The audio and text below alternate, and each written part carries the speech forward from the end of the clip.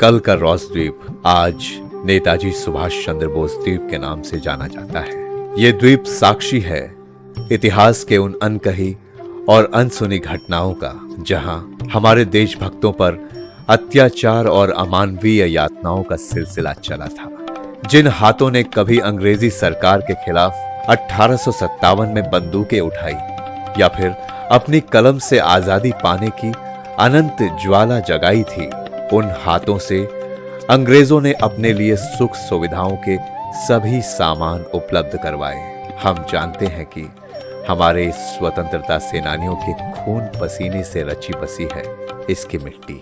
द्वितीय विश्व युद्ध के दौरान जब जापानी सेना ने द्वीपों पर कब्जा किया तो ब्रिटिश मुख्य आयुक्त के आवास पर जापानी गैरिसन कमांडर का कब्जा हो गया। यही वो समय था जब दिसंबर 1943 में इस द्वीप में आगमन हुआ एक ऐसे व्यक्तित्व का जिन्होंने भारतीय स्वतंत्रता संग्राम को एक नई दिशा दिखाकर अपना कुशल नेतृत्व दिया।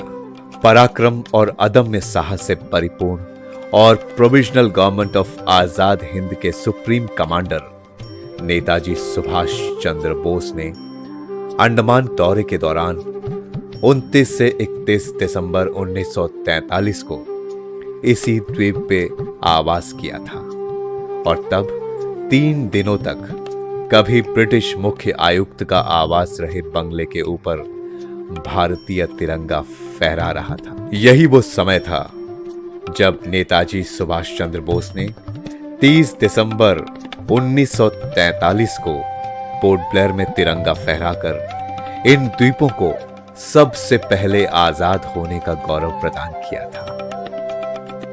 आज माननीय प्रधानमंत्री जी के द्वारा यहां नेताजी सुभाष चंद्र बोस स्मारक के निर्माण की घोषणा हर देशवासी के लिए गौरव की बात है। इस स्मारक के जरिए जहां देश नेताजी को श्रद्धांजलि अर्पित कर रहा है, वहीं इससे यहां पर्यटन को भी बहुत बढ़ावा मिलेगा। साथ ही यहां के ऐतिहासिक धरोहर और विरासत को भी संरक्षण मिलेगा।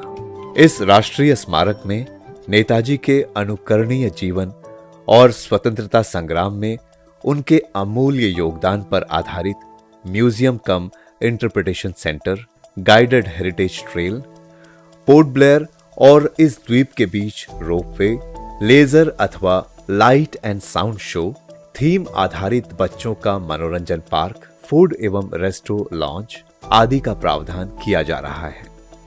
माननीय प्रधानमंत्री जी के मार्गदर्शन में इस अमृत काल में नेताजी सुभाष चंद्र बोस की 126वीं जन्म वर्षगांठ पर बनने जा रहा ये राष्ट्रीय स्मारक इस द्वीप को विश्व के पर्यटन मानचित्र में विशेष स्थान दिलाएगा।